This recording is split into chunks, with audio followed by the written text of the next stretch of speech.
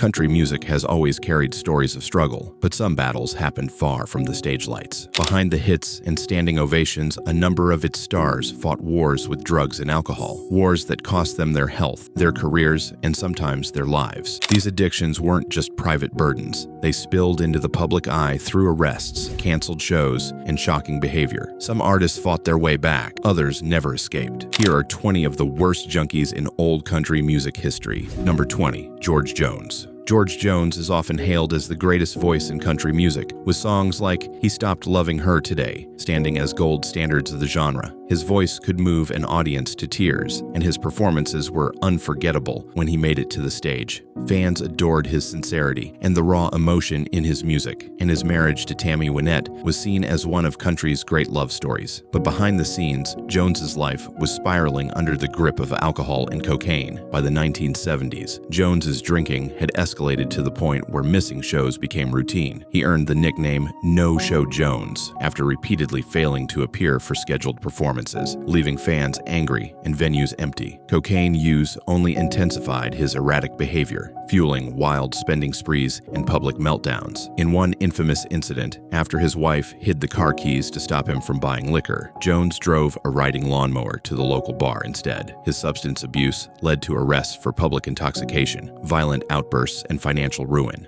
Even as friends and industry figures tried to help him, Jones often fell back into old habits, disappearing for days at a time on drinking binges that became legend in Nashville. Jones eventually found sobriety later in life, but his legacy remains a mix of musical genius and cautionary tale. And if his chaos played out in front of sold-out crowds, the next artist's addictions would destroy his career before it ever reached its full potential. Keith Whitley's voice was pure heartbreak, tender, aching, and unforgettable. Rising from Kentucky bluegrass to Nashville stardom, he scored hits like Don't Close Your Eyes and When You Say Nothing at All. Fans loved his humility and the sense that he sang straight from the soul. In the late 1980s, Whitley was poised to become the leading voice of traditional country in the coming decade. But offstage, alcohol had taken root in his life and refused to let go. Whitley's drinking wasn't just casual, it was relentless. Friends recalled mornings that began with whiskey and afternoons that ended in blackouts. His tolerance was dangerously high, masking just how much damage he was doing to himself. Despite his success, he canceled shows and recording sessions when he was too drunk to perform. Lori Morgan, his wife, tried to help him seek treatment, but Whitley often avoided intervention, claiming he could manage it on his own. On May 9, 1989, his body finally gave out. He was found at home with a blood alcohol level more than 5 times the legal limit. The cause was ruled acute alcohol poisoning, and the shock in Nashville was immediate and profound. DJs cried on air, and peers lamented the music he never had the chance to make. Whitley's death became a lasting reminder of how quickly alcohol can rob an artist of both life and legacy. And if his battle ended quietly at home, the next artist's addiction would play out in public arrests and jail time. Johnny Paycheck made his mark as one of country's most defiant outlaw singers, with Take This Job and Shove It becoming an anthem for working-class rebellion. He was admired for his raw, unpolished honesty, both in his songs and his dealings with fans. In his prime, Paycheck could command a stage with his raspy voice and bad boy charm, but his outlaw persona wasn't just an act. It was fueled by years of heavy drinking and cocaine abuse that nearly destroyed him. By the late 1970s, Paycheck's substance use was out of control. Cocaine binges kept him awake for days, and alcohol fueled violent confrontations. He was arrested multiple times for public intoxication, assault, and weapons charges. In one notorious 1985 incident, Paycheck shot a man in the head during a bar argument in Ohio, later claiming self-defense. He was convicted of aggravated assault and spent time in prison. His addictions also left him nearly broke,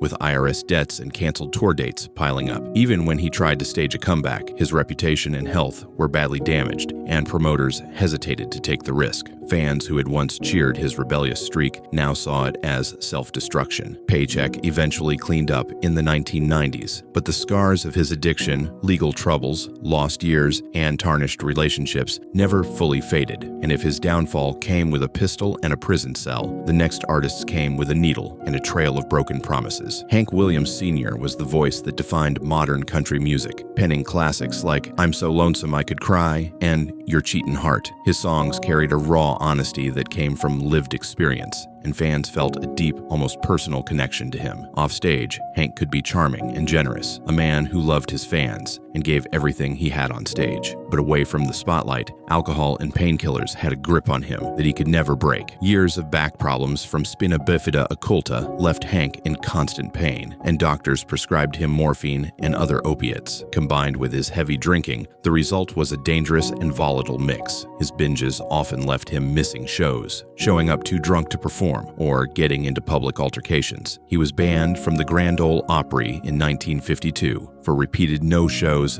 and erratic behavior. Friends and family tried to intervene, but Hank would vanish for days, holed up in hotel rooms or drinking in roadside bars. His addictions weakened his already fragile health, and by late 1952, he was relying on painkillers just to function. On January 1st, 1953, while being driven to a concert in Canton, Ohio, he died in the back seat of his Cadillac at just 29 years old, his body ravaged by alcohol and morphine. Hank's death was a tragedy that reshaped country music, proving that even legends aren't immune to the pull of addiction, and if his vices claimed him on the open road, the next artist's demons would haunt him from his earliest days in the spotlight. Faron Young, the singing sheriff, was one of Nashville's biggest stars in the 1950s and 60s, known for hits like Hello Walls and Live Fast, Love Hard, Die Young. He had a quick wit, a big smile, and a deep connection with fans who adored his easygoing charm. But behind his polished stage presence, alcohol had been a constant in his life since his early career, slowly eroding his relationships, health, and happiness. Young's drinking often made headlines, sometimes for wild antics and other times for violent confrontations. Friends described him as a mean drunk, prone to lashing out verbally and physically when under the influence. His behavior alienated fellow musicians and led to long stretches where promoters avoided booking him. In his later years,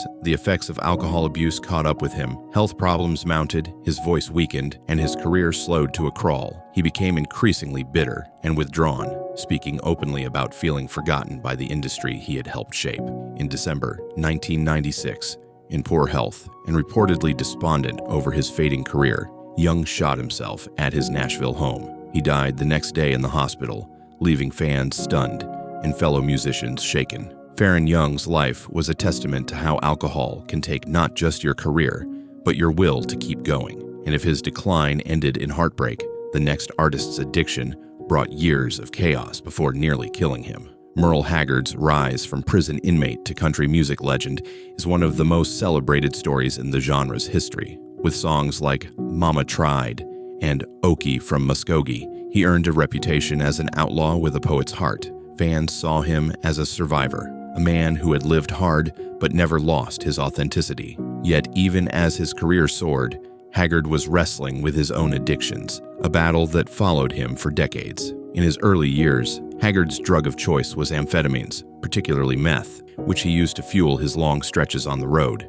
Combined with heavy drinking, the habit led to sleepless nights, unpredictable mood swings, and strained relationships. He was known for disappearing between shows, sometimes on multi-day benders, that left his band scrambling to cover for him. The meth use, in particular, began to take a toll on his health, leading to weight loss, paranoia, and erratic behavior. In the 1970s, friends staged interventions, but Haggard resisted, convinced he could control his habits. It wasn't until the 1990s, after multiple failed marriages and health scares, that he finally began to turn things around. Even then, the years of abuse left their mark.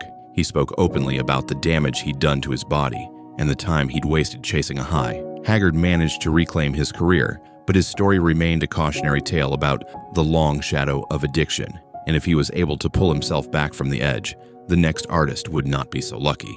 Tammy Wynette, the first lady of country music, was the voice behind timeless songs like Stand By Your Man and Divorce. Her soaring vocals and vulnerable delivery made her one of the most beloved female artists in the genre's history. Fans felt like they knew her personally, connecting with her songs about love, heartbreak, and resilience. But behind her public image, Wynette lived in near constant pain from a series of medical issues, pain that led to a decades-long addiction to prescription drugs. Wynette underwent more than 24 surgeries throughout her life, and doctors often prescribed powerful painkillers and sedatives to help her recover. Over time, she became dependent on them, not just for pain management, but to cope with the stresses of fame, touring, and personal turmoil. Friends and family noticed changes in her behavior, slurred speech, erratic mood swings, and periods where she seemed distant or confused. Her marriages, particularly to George Jones, were often turbulent and fueled by both partners' substance issues. By the 1990s, her reliance on medication was an open secret in Nashville, though few spoke about it publicly. When she died in 1998 at the age of 55, the autopsy revealed a toxic mix of prescription drugs in her system, though her death was officially attributed to heart failure. Tammy Wynette's addiction was a quieter tragedy than some, but it showed how dependency can take root even under the care of doctors. And if her battle was waged in hospital rooms and backstage, the next artist's fight played out in bars, jail cells, and courtrooms. David Allan Coe built his career on controversy, with songs that pushed boundaries, and a reputation as one of country's most unpredictable outlaws. Fans admired his fearless authenticity in hits like You Never Even Called Me By My Name and The Ride, but his personal life was often as chaotic as the lyrics he sang. Much of that chaos stemmed from his long-standing addictions to cocaine and alcohol. Coe's cocaine use was notorious among his peers, often leading to wild, days-long parties that left him broke and exhausted. Alcohol only amplified his volatility, resulting in on-stage outbursts, fights with promoters, and multiple run-ins with the law. He was arrested several times over the years, facing charges ranging from disorderly conduct to assault. The substance abuse took a toll on his health, with dramatic weight fluctuations and a noticeable decline in his vocal quality during periods of heavy use. Even fans who loved his music sometimes left his shows disappointed, as his performances could veer wildly from brilliant to incoherent depending on his condition that night. Despite occasional stints in rehab, Coe often returned to old habits, openly admitting in interviews that he wasn't ready to give up the lifestyle. Coe's survival into later years was remarkable, but the damage to his career and reputation was permanent. And if he was able to limp through decades of excess, the next artist would find his addictions catching up to him much sooner. Conway Twitty was one of country music's most consistent hitmakers, delivering chart-topping singles like Hello Darlin' and Tight-Fittin' Jeans, with a smooth, romantic style that captivated fans. Offstage, he had a reputation for professionalism and a strong work ethic, performing hundreds of shows a year and maintaining an almost obsessive commitment to his music. But that relentless schedule came at a cost, one that Twitty managed through substances that would quietly take their toll. To keep up with the grueling pace of touring and recording, Twitty reportedly used amphetamines during his early and middle career, sometimes for days at a time to push through fatigue. Combined with steady drinking, the drugs allowed him to meet his obligations but wore down his body over time. Close friends noticed changes in his demeanor, with moments of irritability and exhaustion creeping into his usually polished stage presence. While Twitty never faced the public scandals that plagued some of his peers, the private toll was significant, contributing to stress-related health issues that became more severe in his later years. When he collapsed on stage in 1993 from an abdominal aneurysm, some friends quietly wondered if years of overwork and substance use had weakened him beyond recovery. Twitty's death was officially tied to medical causes, but the shadow of his years of amphetamines and alcohol lingered, and if his struggle was hidden behind a perfect public image, the next artist's battle would be loud, public, and impossible to ignore. Porter Wagoner was one of the most recognizable figures in country music, known for his flashy rhinestone suits, towering pompadour, and a long run of hits including A Satisfied Mind. He was also a beloved host of The Porter Wagoner Show, where he introduced the world to Dolly Parton and countless other young talents. Fans admired his showmanship, his deep connection to traditional country, and his willingness to mentor newcomers. But as the pressures of fame, touring, and constant public scrutiny mounted, Wagoner began leaning heavily on alcohol and prescription medication to keep up.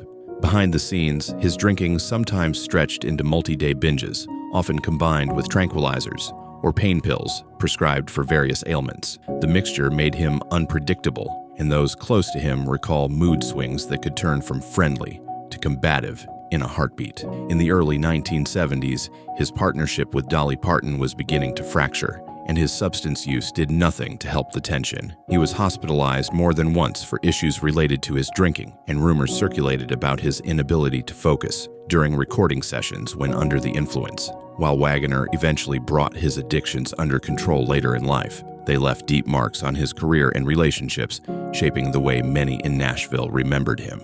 Wagoner's struggles showed how addiction could erode even the most established careers. And if his battles simmered quietly behind the Opry curtains, the next artists would explode in the public eye. Willie Nelson is one of country music's most beloved icons, with a voice and guitar style that are instantly recognizable in classics like On the Road Again and Always on My Mind. Fans adore his laid-back charm, rebellious spirit, and dedication to causes close to his heart. But Nelson's long-standing love affair with marijuana and his years of heavy drinking have been as much a part of his legend as his music. While marijuana has always been central to Nelson's public image, he famously smoked on the roof of the White House. His early career was also fueled by a fair share of alcohol. In his younger days, late-night drinking sessions sometimes spilled into the next day, costing him studio time and performances. His open marijuana use led to several high-profile arrests over the years, including traffic stops that made national headlines.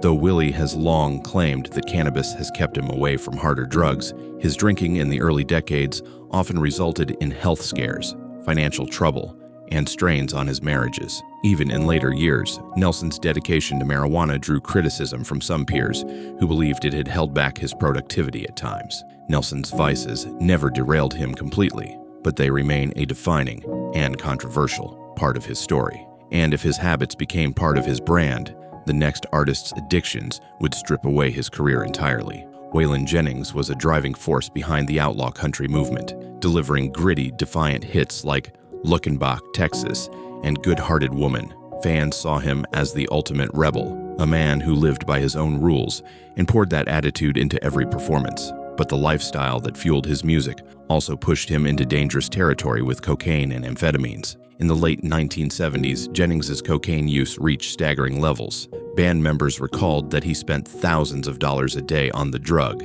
often disappearing into his tour bus for days, emerging only to perform. Amphetamines kept him on the move during grueling tours, but they also left him irritable, paranoid, and prone to outbursts. His addiction drained his finances and damaged his health, with rapid weight loss and severe insomnia becoming obvious to friends and fans. In 1977, Jennings narrowly avoided a major legal disaster when federal agents intercepted a cocaine shipment sent to him through the mail, a bust that was famously interrupted when the phone on his recording console rang and distracted the agents. Though he eventually quit cocaine in the mid-1980s, the years of abuse left deep scars, physically and emotionally. Jennings's recovery was hard-won, but his story stood as one of the most extreme examples of drug excess in country music. And if his fight ended in redemption, the next artists ended in an early grave. Graham Parsons was a genre-bending pioneer, blending country with rock in a way that influenced generations of artists. With his work in The Byrds, the Flying Burrito Brothers, and his solo albums, he helped shape what became known as country rock, delivering haunting performances of songs like Return of the Grievous Angel. Fans were drawn to his charisma and effortless cool, and many saw him as a bridge between the Nashville traditionalists and the counterculture. But behind that laid-back image was a destructive dependence on heroin and alcohol. Parsons' drug use began in the late 1960s, growing steadily worse as his fame increased. Heroin became a daily ritual, often combined with heavy drinking that left him unreliable and unpredictable. His addiction cost him professional opportunities, with missed shows and botched recording sessions becoming increasingly common. Friends like Keith Richards of the Rolling Stones tried to help, but their own lifestyles offered little in the way of real recovery. In September 1973, after a night of drinking and drug use in a motel room near Joshua Tree National Park, Parsons overdosed on a lethal combination of morphine and alcohol. He was only 26 years old. The bizarre aftermath, in which friends stole his body to cremate it in the desert, honoring his wish to avoid a traditional funeral, cemented his legend, but underscored the chaos of his final years. Parsons' death became a grim warning for how quickly addiction could cut short even the most promising career. And if his end came in a haze in the desert, the next artist's downfall unfolded under the full glare of the Nashville spotlight. Tanya Tucker was a sensation almost from the moment she stepped onto the scene, scoring her first hit, Delta Dawn, at just 13 years old. Her powerful voice and rebellious spirit made her a fan favorite, and as she grew into adulthood, she became one of country's most visible stars. But fame at such a young age brought pressures few could handle, and Tucker soon turned to cocaine and alcohol to cope with the relentless demands of touring and public scrutiny. By the late 1970s and early 80s, Tucker's cocaine use was no secret.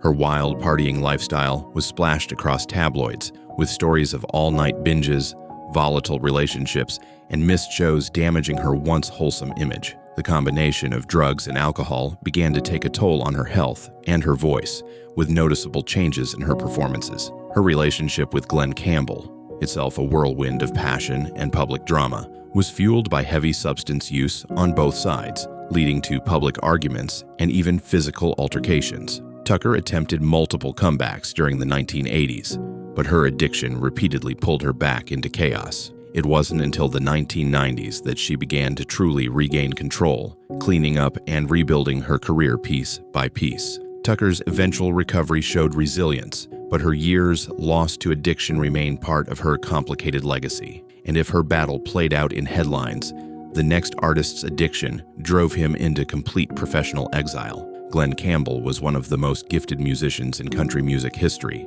equally at home with heartfelt ballads like Rhinestone Cowboy and virtuosic guitar work that made him a sought-after session player. His charm and easy smile made him a TV favorite, and his crossover success brought country into homes around the world. But Campbell's clean-cut public image hid years of heavy cocaine use and drinking that would eventually derail both his personal and professional life. In the late 1970s, Campbell fell deep into cocaine addiction, often staying awake for days during marathon binges. Alcohol became a constant companion, intensifying his mood swings and clouding his judgment. His high-profile romance with Tanya Tucker was marked by public fights and substance-fueled blow-ups, landing both of them in the tabloids regularly. In the early 1980s, Campbell was arrested for drunk driving, his mugshot becoming a symbol of his fall from grace. The drugs and alcohol began to erode his voice and guitar skills, and he missed opportunities for high-profile projects because of his erratic behavior.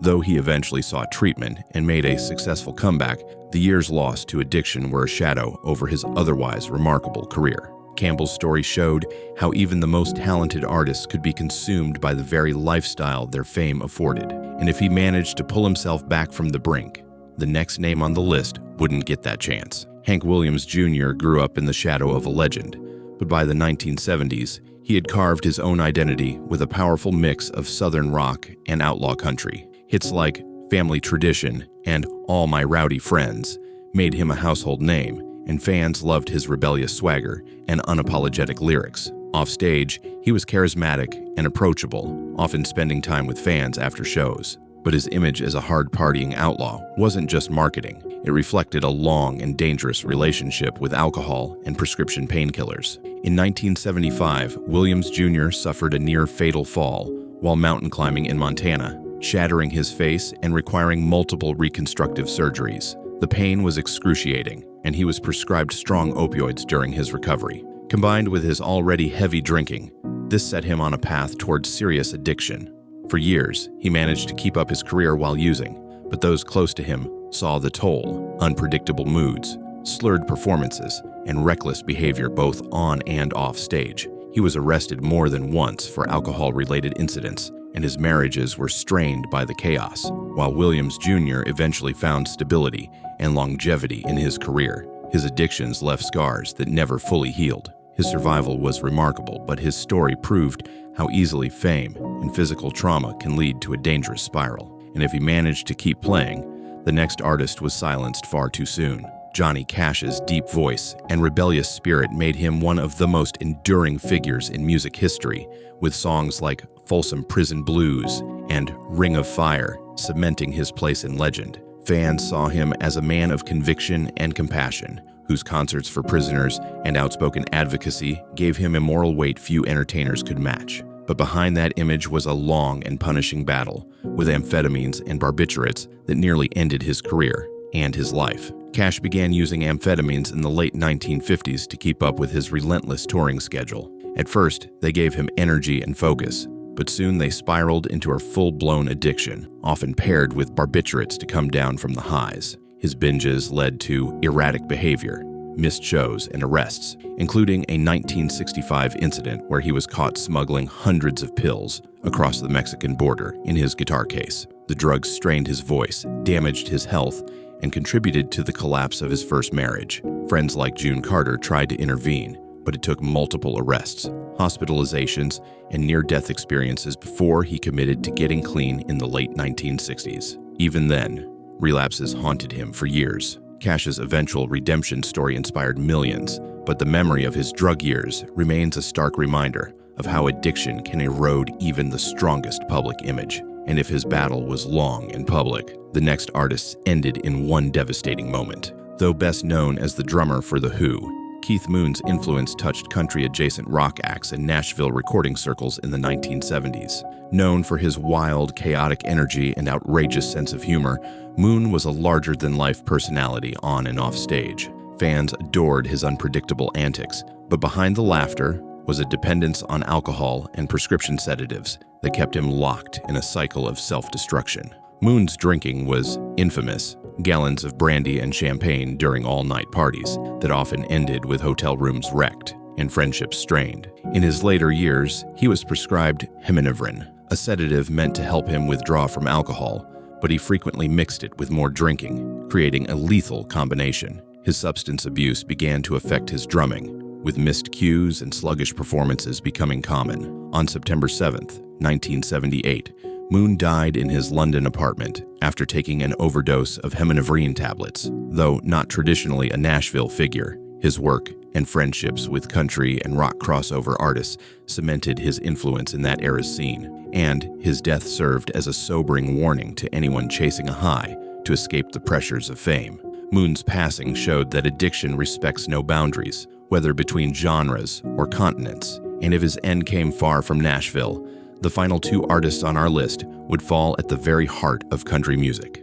Townes Van Zandt was one of the most gifted songwriters to ever touch a guitar, crafting haunting, poetic works like Poncho and Lefty and If I Needed You. His songs carried an unmatched depth and melancholy, and his fans, many of them fellow musicians, spoke of him with reverence. Offstage, Townes was gentle, witty, and fiercely intelligent, but he also carried a darkness that often pulled him toward the bottle and the needle. Van Zandt's heroin use began in the late 1960s, paired with heavy drinking that he seemed to view as inseparable from his creative process. His addictions left him unreliable as a performer, with canceled shows, forgotten lyrics, and periods of homelessness that shocked those who knew his talent. Friends tried interventions, but Townes resisted, insisting he couldn't live or write without his vices. Decades of substance abuse left his health in ruins. By the early 1990s, he was frail, his body breaking down from years of neglect and chemical damage. On January 1st, 1997, he died at age 52 from heart complications after surgery, his body unable to recover. News of his passing sent ripples through the music community, with artists from Emmylou Harris to Steve Earle calling him one of the greatest songwriters of all time, and one of its greatest losses. Townes' death was the inevitable end of a life lived on the edge, and if his fate was sealed by years of quiet decay, the #1 artist on our list burned fast, bright, and destructively. Hank Williams Sr. was country music's first true superstar, writing songs like I'm So Lonesome I Could Cry and Your Cheatin' Heart that became the very foundation of the genre. His voice could express raw sorrow like no other, and fans felt a deep personal connection to him. In public, Hank was magnetic, a man who could light up a stage and leave audiences spellbound. But behind the brilliance was a relentless dependence on alcohol and painkillers that would cut his life short. Suffering from spina bifida occulta, Hank lived with chronic back pain the doctors treated with morphine and other strong medications. Combined with heavy drinking, the result was devastating. His absences from concerts became so frequent that he was fired from the Grand Ole Opry in 1952, a public humiliation for one of its biggest stars. Friends recalled stretches where he was unreachable, holed up in motel rooms with bottles of whiskey and pill vials scattered around. His addictions made his personal relationships volatile and eroded his health at a terrifying pace. On January 1st, 1953, while being driven to a New Year's Day concert in Canton, Ohio, Hank died in in the backseat of his Cadillac at just 29 years old. The coroner's report cited heart failure complicated by alcohol and morphine. The shock was immediate, and the grief was national. Country music had lost its brightest light. Hank's death remains the most famous cautionary tale in the genre's history, a reminder that even the most brilliant talent can be undone by addiction. Addiction has claimed some of the greatest voices country music has ever known, leaving behind unfinished songs, empty stages, and fans still wondering what might have been. Some of these artists fought back and found redemption. Others lost the fight entirely. Each story is a reminder that the road to fame can be lined with temptation, and the cost is often more than talent alone can pay. Which of these stories shocked you most? Let us know in the comments, and don't forget to subscribe for more untold truths from behind the curtain of country music.